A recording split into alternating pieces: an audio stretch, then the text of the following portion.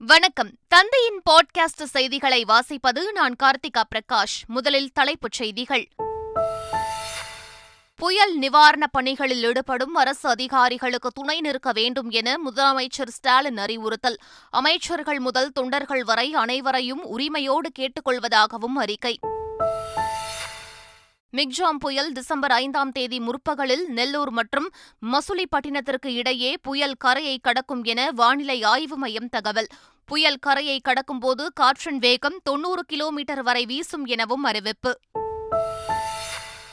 கனமழை எச்சரிக்கையால் சென்னை, திருவள்ளூர், செங்கல்பட்டு, காஞ்சிபுரம் மாவட்டங்களில் நாளை பள்ளி கல்லூரிகளுக்கு விடுமுறை. புயல் எச்சரிக்கை காரணமாக புதுச்சேரியிலும் நாளை பள்ளி கல்லூரிகளுக்கு விடுமுறை அறிவிப்பு. மிக்ஜாம் புயல் காரணமாக 142 ரயில்கள், 7 விமானங்கள் ரத்து. புயல் பாதிப்புகளை சமாளிக்க ஏடிஜிபி தலைமையில் 18 தமிழ்நாடு பேரிடர் மீட்புக் குழுக்கள் தயார். புயல் கரையை கடந்துவிட்டதாக அதிகாரப்பூர்வ அறிவிப்பு வெளியாகும் வரை பொதுமக்கள் வெளியே வர வேண்டாம். சமூக வலைதளங்களில் புயல் தொடர்பாக பரவும் வதந்திகளை நம்பி அச்சப்பட வேண்டாம் எனவும் சென்னை காவல்துறை வேண்டுகோள். மத்திய பிரதேசம், ராஜஸ்தான், சத்தீஸ்கர், தெலுங்கானா மாநில சட்டப்பேரவை தேர்தலில் பதிவான வாக்குகள் இன்று எண்ணப்படுகின்றன. வாக்கு எண்ணும் மையங்களில் பலத்த பாதுகாப்பு. பிலிப்பைன்ஸ் நாட்டில் சக்தி வாய்ந்த நிலநடுக்கம். ரிக்டரில் 7.5 பதிவான நிலநடுக்கத்தால் சுனாமி எச்சரிக்கை விடுப்பு. 5வது T20 கிரிக்கெட் போட்டியில் இந்திய ஆஸ்திரேலிய அணிகள் இன்று மோதல். கடைசி போட்டியிலும் இந்திய அணி வெல்லுமா என ரசிகர்கள் எதிர்பார்ப்பு. இனி விரிவான செய்திகள். புயல் நிவாரணப் பணிகளில் ஈடுபடும் அரசு அதிகாரிகளுக்கு துணை நிற்க வேண்டும் என முதலமைச்சர் ஸ்டாலின் தெரிவித்துள்ளார்.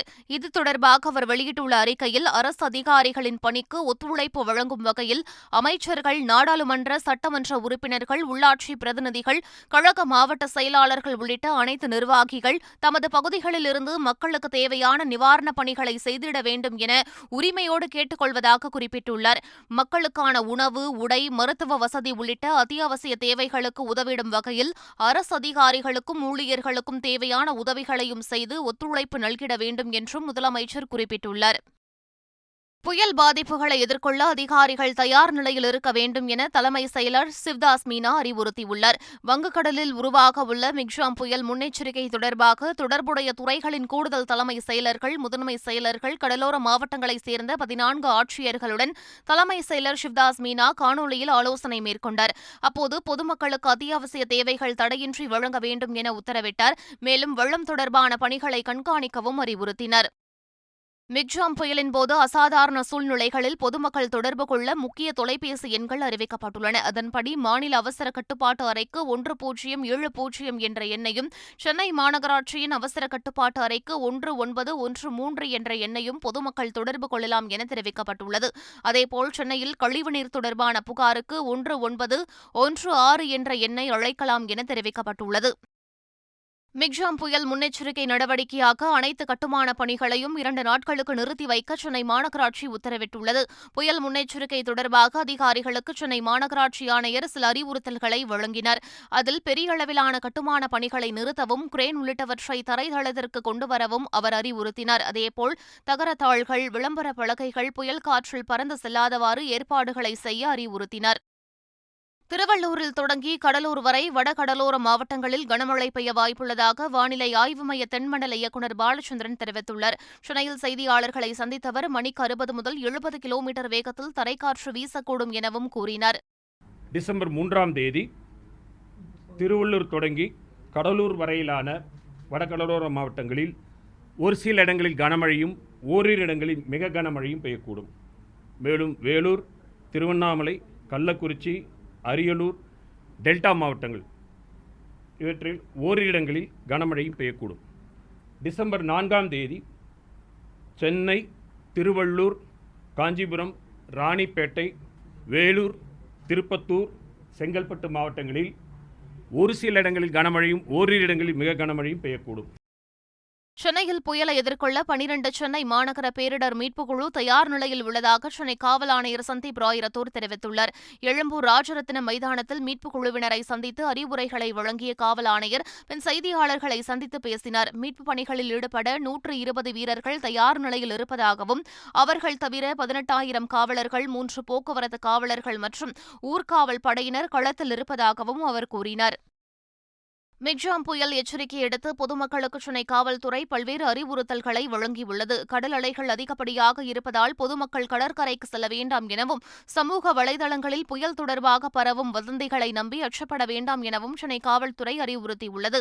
குறிப்பாக புயல் கரையை கடந்துவிட்டதாக அதிகாரப்பூர்வ அறிவிப்பு வெளியாகும் வரை மிக அத்தியாவசிய தேவையின்றி பொதுமக்கள் வெளியில் வர வேண்டாம் எனவும், மழையின்போது இருசக்கர வாகனங்களில் வெளியே செல்வதை தவிர்க்குமாறும் தெரிவிக்கப்பட்டுள்ளது. புயல் எச்சரிக்கை எதிரொலியாக பொதுமக்களுக்கு பாதுகாப்பு வழிமுறைகளை மின்சார வாரியம் வெளியிட்டுள்ளது. மின்கம்பங்கள், பில்லர் பாக்ஸ், மின்கம்பிகள் அறுந்து கிடக்கும் பகுதிகள் மற்றும் டிரான்ஸ்பார்மர்கள் இருக்கும் பகுதிகளுக்கு அருகில் செல்வதை தவிர்க்க வேண்டும் என அறிவுறுத்தப்பட்டுள்ளது. ஈரமான கைகளால் மின் சுவிட்சுகள், மின்சார சாதனங்களை இயக்க முயற்சிக்க வேண்டாம் எனவும், மின்கசிவு உள்ளிட்ட புகார்களுக்கு மின்வாரியத்தின் 24 மணி நேர சேவை எண் 94979497 தொடர்பு கொள்ளலாம் என்று அறிவிக்கப்பட்டுள்ளது. புயல் எச்சரிக்கையால் நாளை நடைபெற இருந்த தேர்வுகளை அண்ணா பல்கலைக்கழகம் மற்றும் சென்னை பல்கலைக்கழகம் தள்ளி வைத்துள்ளது. தொலைதூர கல்வி திட்டத்தின் கீழ் நாளை நடைபெற இருந்த தேர்வும், திங்கட்கிழமை அன்று ரெகுலர் மாணவர்களுக்கு நடைபெற இருந்த பருவ தேர்வும் தள்ளி வைப்பதாக அறிவிக்கப்பட்டுள்ளது. புதிய தேதி பின்னர் அறிவிக்கப்படும் என தெரிவிக்கப்பட்டுள்ளது. இதேபோன்று திங்கட்கிழமை நடைபெற இருந்த தேர்வுகளை சென்னை பல்கலைக்கழகமும் தள்ளி வைப்பதாக அறிவித்துள்ளது. புயலின்போது மின்வெட்டு ஏதும் ஏற்படாமல் இருக்க போர்க்கால அடிப்படையில் நடவடிக்கைகள் எடுத்துள்ளதாக அமைச்சர் தங்கம் தென்னரசு தெரிவித்துள்ளார். சென்னை வள்ளுவர் கோட்டத்தில் உள்ள மின்வாரிய அலுவலகத்தில் அமைச்சர் தங்கம் தென்னரசு ஆய்வு மேற்கொண்டு செய்தியாளர்களை சந்தித்தார். அப்போது மருத்துவமனைகள், அரசு அலுவலகங்கள், தகவல் தொழில்நுட்ப அலுவலகங்கள் உள்ளிட்ட இடங்களில் மின்சார தடை ஏற்படாமல் இருக்க அறிவுறுத்தியுள்ளதாகவும் அவர் குறிப்பிட்டுள்ளார். இந்த புயல் காலத்தில் மின்சாரம் எந்த இடத்திலும் தடைபடாமல் வழங்கப்படுவதற்கான முன்னெச்சரிக்கை நடவடிக்கைகளை மேற்கொள்வதற்கு ஆய்வுக் கூட்டங்களை நடத்தி அனைத்து அலுவலர்களும் தயார் நிலையில் இருப்பதற்கு தெரிவித்திருக்கிறோம். தமிழ்நாடு முழுவதும் நீங்கள் பார்ப்பீர்கள் என்று சொன்னால் 3 லட்சம் மின்கம்பங்கள் இப்போது தயார் நிலையில் இருக்கிறது. 15,000 கிலோமீட்டருக்கான மின் கம்பிகள் தயாராக இருக்கிறது. 15,500 பேர் நம்முடைய களப்பணியாளர்கள் அனைவரும் தயார் நிலையில் இப்போது வைக்கப்பட்டிருக்கிறார். சிபிஐ, அமலாக்கத்துறை போன்ற மத்திய அரசின் புலனாய்வு அமைப்புகள் இடைத்தரகர்கள் மூலம் தன்னை மிரட்டியதாகவும், பணபேரம் படியவில்லை என்றால் நோட்டீஸ் அனுப்பி சோதனை அனுப்புவதாகவும் சட்டப்பேரவை சபாநாயகர் அப்பாவு தெரிவித்துள்ளார். பாளையங்கோட்டையில் செய்தியாளர்களை சந்தித்த அவர் தன்னைப் போல பலருக்கும் இடைத்தரகர்கள் மூலம் மிரட்டல் விடுக்கப்பட்டதாகவும் குற்றம் சாட்டினார். அமலாக்கத்துறை அதிகாரி 20 லட்சம் ரூபாய் லஞ்சம் வாங்கியபோது கையும் களவுமாக லஞ்ச ஒழிப்பு துறையினரிடம் சிக்கியுள்ளதாகவும், அவர் மீது தமிழக அரசு சட்டப்படி நடவடிக்கை எடுக்கும் என்று அமைச்சர் உதயநிதி ஸ்டாலின் தெரிவித்துள்ளார்.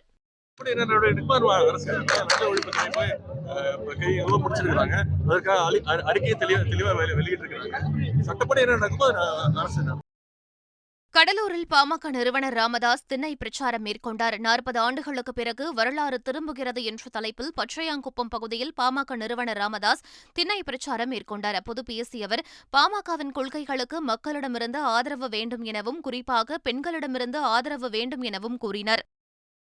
கார் பந்தயத்திற்காக தமிழக அரசு 42 கோடி ரூபாய் செலவு செய்வது கண்டிக்கத்தக்கது என்று எதிர்க்கட்சித் தலைவர் எடப்பாடி பழனிசாமி தெரிவித்துள்ளார்.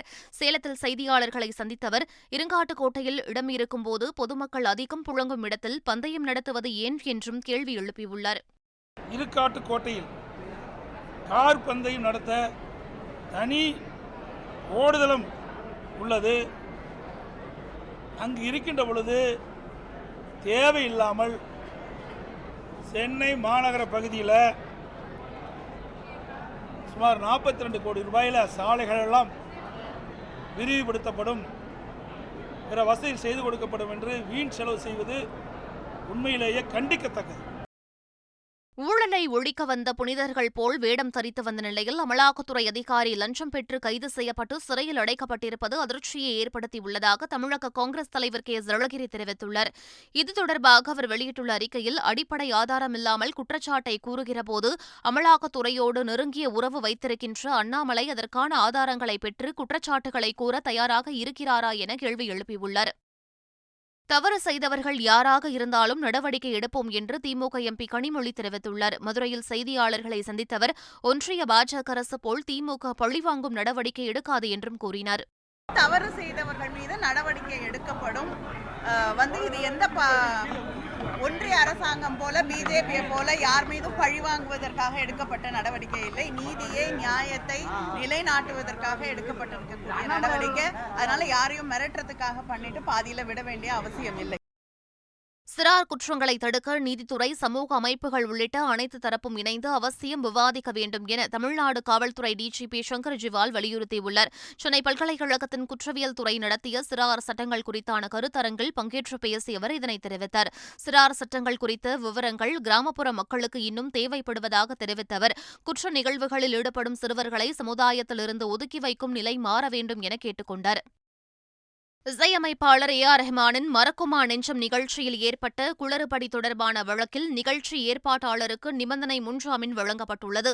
AR ரஹ்மானின் இசை நிகழ்ச்சியில் ஏற்பட்ட குளறுபடிகள் காரணமாக விழா ஏற்பாட்டாளரான ஹேமந்த் ராஜா மீது சுய லாபத்திற்காக மக்களை ஏமாற்றுதல் மற்றும் அதிகளவு மக்களை கூட்டி பொதுமக்களுக்கும் போக்குவரத்துக்கும் இடையூறு செய்தல் ஆகிய பிரிவுகளில் வழக்கு பதிவு செய்யப்பட்டது. இவ்வழக்கில் முன்ஜாமீன் கோரி ஹேமந்த் ராஜா மனு தாக்கல் செய்திருந்த நிலையில் அவருக்கு நிபந்தனை முன்ஜாமீன் வழங்கி சென்னை உயர்நீதிமன்றம் உத்தரவிட்டுள்ளது. கோபிச்செட்டிப்பாளையம் அருகே தாக்குதலுக்கு உள்ளாகி மருத்துவமனையில் சிகிச்சை பெற்று வரும் 2 தலித் இளைஞர்களிடம் மாநில ஆதிதிராவிடர் ஆணையம் விசாரணை மேற்கொண்டது. மருத்துவமனையில் சிகிச்சை பெற்று வரும் 2 இளைஞர்களையும் தமிழ்நாடு ஆதிதிராவிடர் மற்றும் பழங்குடியினர் மாநில ஆணையத் தலைவர் சிவக்குமார், துணைத் தலைவர் புனிதா பாண்டியன் மற்றும் ஆணையத்தின் உறுப்பினர்கள் நேரில் சென்று விசாரணை மேற்கொண்டனர். சபரிமலை ஐயப்பன் கோவிலில் பக்தர்கள் கூட்டம் அலைமோதியது. கோவில் நடைப்பந்தல் முதல் மரக்கூட்டம் வரை பக்தர்கள் நீண்ட வரிசையில் காத்திருந்து சுவாமி தரிசனம் செய்தனர்.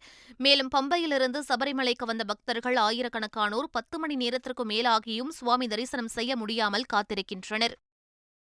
இஸ்ரேல் ஹமாஸ் போர் மீண்டும் தொடங்கியுள்ள நிலையில் காசா பகுதியில் 400 இலக்குகள் மீது தாக்குதல் நடத்தியுள்ளதாக இஸ்ரேல் ராணுவம் அறிவித்துள்ளது. இந்நிலையில் இஸ்ரேல் மீது வான்வழி தாக்குதல்களை மீண்டும் தொடங்கியுள்ளதாக ஏமனின் ஹவுதி இயக்கம் அறிவித்துள்ளது. ஹவுதி மற்றும் ஹமாஸ் இயக்கங்களுக்கு ஈரான் ஆயுத உதவிகள் அளித்து வருவது குறிப்பிடத்தக்கது. வியாழனன்று ஏமனில் உள்ள ஹவுதி இயக்கத்தின் ஆயுத கிடங்கு மீது இஸ்ரேல் ராணுவம் வான்வழி தாக்குதல் நடத்தியதாக சவுதி அரேபியா ஊடகம் தெரிவித்துள்ளது. தங்கள் குறிக்கோளை எட்டும் வரை ஹமாஸ் உடனான போர் தொடரும் என இஸ்ரேல் பிரதமர் பெஞ்சமின் நெத்தன்யாஹூ தெரிவித்துள்ளார். இஸ்ரேல் மற்றும் ஹமாஸ் அமைப்பினரின் தற்காலிக போர் நிறுத்தம் முடிவடைந்த நிலையில் தற்போது மீண்டும் போர் தொடங்கியுள்ளது. இந்நிலையில் இஸ்ரேல் பணைய கைதிகளை மீட்கும் பணி மற்றும் இஸ்லாமிய அமைப்பினரை அழிப்பது உள்ளிட்ட நோக்கங்கள் நிறைவேறும் வரை ஹமாஸ் உடனான போர் தொடரும் என இஸ்ரேல் பிரதமர் தெரிவித்துள்ளார். மேலும் தற்காலிகமாக போர் நிறுத்தப்பட்ட காலத்தில் இஸ்ரேல் வீரர்கள் தங்களை தயார்படுத்திக் கொண்டதாகவும் அவர் கூறியுள்ளார். இதனிடையே காசா பகுதியில் இஸ்ரேல் நடத்தி வரும் தாக்குதலுக்கு பதிலடியாக டெல் அவிவ் பகுதியில் ஏவுகணை தாக்குதல் நடத்தியதாக ஹமாஸ் அமைப்பின் ஆயுதப் பிரிவினர் அறிக்கை ஒன்றை வெளியிட்டுள்ளனர். பிலிப்பைன்ஸ் நாட்டில் சக்தி வாய்ந்த நிலநடுக்கம் பதிவாகியுள்ளது. மின்டானா பகுதி அருகே ஏற்பட்ட இந்த நிலநடுக்கம் ரிக்டரில் 7.6 பதிவாகியுள்ளது. 63 கிலோமீட்டர் ஆழத்தில் பதிவான இந்த நிலநடுக்கத்தால் பிலிப்பைன்ஸ் மற்றும் ஜப்பான் பகுதிகளை சுனாமி தாக்கும் என எச்சரிக்கை விடுக்கப்பட்டது. எனினும் தற்போது சுனாமி அபாயம் கடந்துவிட்ட நிலையில் கடல் கொந்தளிப்புடன் காணப்படும் என தெரிவிக்கப்பட்டுள்ளது.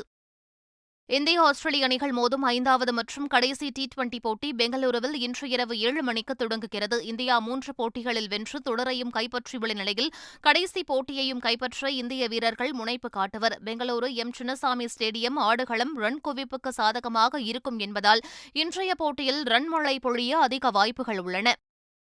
நியூசிலாந்துக்கு எதிரான முதல் டெஸ்ட் போட்டியில் 150 ரன்கள் வித்தியாசத்தில் அபார வெற்றி பெற்று வங்கதேசம் வரலாறு படைத்தது.